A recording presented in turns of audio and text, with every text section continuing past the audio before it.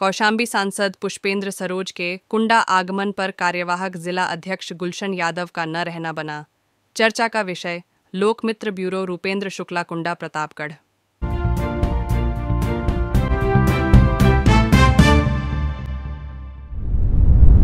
लोकसभा चुनाव के दौरान जनसत्ता दल लोकतांत्रिक पार्टी के द्वारा सपा प्रत्याशी पुष्पेंद्र सरोज की मदद करने पर खपा थे सपा के पूर्व प्रत्याशी कुंडा सपा कार्यवाहक जिला अध्यक्ष गुलशन यादव ने नाराजगी जाहिर की थी।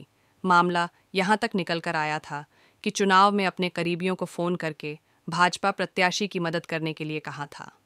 कार्यवाहक जिला अध्यक्ष गुलशन यादव स्वयं और गुलशन यादव के परिवार के अन्य लोग भी मतदान करने नहीं गए, परंतु बाबागंज कुंडा में जनसत्ता दल के कार्यकर्ताओं ने समाजवादी पार्टी के मूल कार्यकर्ताओं के साथ दिन रात मेहनत करके पुष्पेंद्र सरोज को जिताने में सफलता हासिल की है।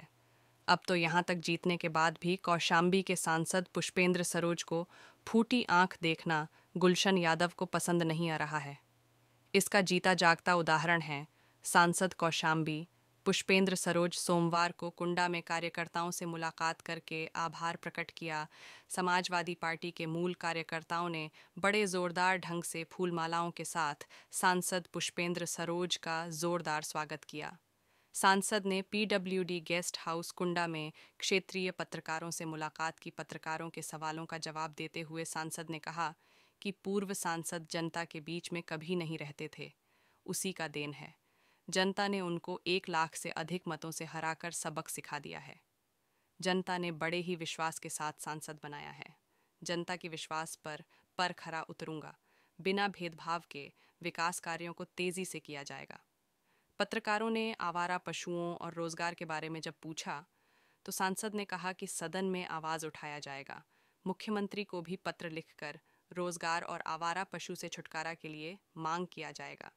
समाजवादी पार्टी के पूर्व प्रत्याशी कुंडा कार्यवाहक सपा जिला अध्यक्ष गुलशन यादव का कौशाम्बी सांसद पुष्पेंद्र सरोज के कुंडा आगमन पर पूरे कार्यक्रम में न दिखाई देना और सपा नेताओं द्वारा लगाए गए होल्डिंग बैनर में भी गुलशन यादव की फोटो न लगने से लोग यह कहने लगे हैं कि लगता है अब गुलशन यादव समाजवादी पार्टी से दूरी तो नहीं बना रहे हैं।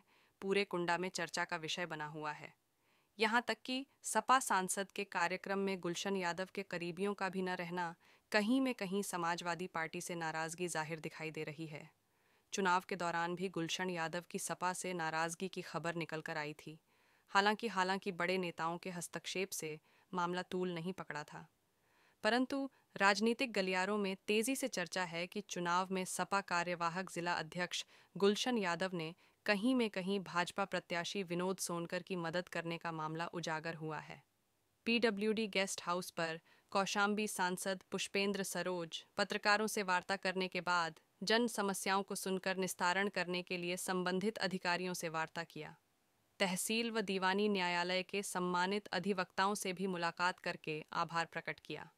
इस दौरान समाजवादी पार्टी के नेता राम अवध यादव काका, अधिवक्ता अखिलेश यादव, संतोष यादव, संजय यादव, शिव पूजन यादव सहित कई अन्य लोग मौजूद रहे। अभी आपने कहा कि कुंडा में रोजगार उपलब्ध कराने की बात कही आपने। हमारी जानकारी में क्या, हमारे बड़े बुजुर्ग चाचाजी लोग हैं, सब जानते हैं कि आज़ादी के बाद से आज तक कुंडा में किसी को रोजगार का ऐसा कोई साधन उपलब्ध नहीं होता कि यहाँ के युवा उसमें उनको कुछ मिल सके। इसके बारे में आप कोई रोड मैप या कोई इस तरीके की स्कीम या कोई योजना दिमाग में रखे हैं कि जो हम कुंडा में लगाएंगे और युवाओं को रोजगार देंगे? रोजगार देने का मतलब किस तरीके का रोजगार? देखिए, सबसे पहले सरकारी नौकरी का रोजगार है, जिस मुद्दे पर चुनाव लड़ा गया था। उस तरीके का जो रोजगार है सरकार के द्वारा उसको दिलाने का काम करें। उसमें हमारे सारे विधानसभा क्षेत्र और पूरे उत्तर प्रदेश के नौजवान। जब हम बात करते हैं कि ऐसा कोई इंस्टीट्यूशन या फिर ऐसा कोई कारखाना बड़ा हम लगाएं, तो उसमें हमें प्राइवेट के पास जाना पड़ता है और प्राइवेट फिर मुनाफा घाटा देखती है। तो व्यक्तिगत रूप से हम बात करेंगे, लेकिन जितना जहाँ तक मेरी सोच जाती है, हम कोई छल छलावा झूठ नहीं बोलते हैं। प्राइवेट लेवल पे नौकरियाँ, कोई बड़ा कारखाना लगना बहुत ही मुश्किल होगा हमें कन्विंस करने के लिए बड़े उद्योगपतियों को यहाँ पे लोकल लेवल पे कारखाने लगा। छोटे छोटे कारखाने लगाए जा सकते हैं। छोटे छोटे कारखाने 10-20 बच्चों को, 10-20 युवाओं को, एक गांव के अगर 5 युवाओं को, 2 युवाओं को नौकरी मिले तो उससे रोजगार उनको कहा जा सकता है कि लेवल पे हम नहीं सोच पाएंगे बड़े वाले, हम छोटे प्लेयर्स को ढूंढना पड़ेगा। वही और जो छोटे प्लेयर की हालत हो गई है आजकल की इकोनॉमी में, भारत की इकोनॉमी में, वो भी जो ट्रस्ट है वो भी हमारे सामने है। लेकिन जोड़ जोड़ के कन्विंस करके जितने छोटे लेवल पे प्लेयर्स अभी भी बचे हुए हैं, इतनी महंगाई में या GST लगने के कारण या कोरोना के बाद जो टूट गए, जितने भी बचे हैं उनको कैसे कन्विंस कर सकते हैं लोकल लेवल के स्तर पे छोटे छोटे कारखाने लगाने, उस पर हमें प्राथमिकता देनी पड़ेगी। यहाँ पे जैसे सांसद की एक और सवाल है, आप ही की पार्टी की सरकार की इसमें 2017 में ट्रामा सेंटर का शिलान्यास किया गया था, भूमि पूजन किया गया था, लेकिन उसके बाद उसका निर्माण कार्य नहीं हो पाया आज तक।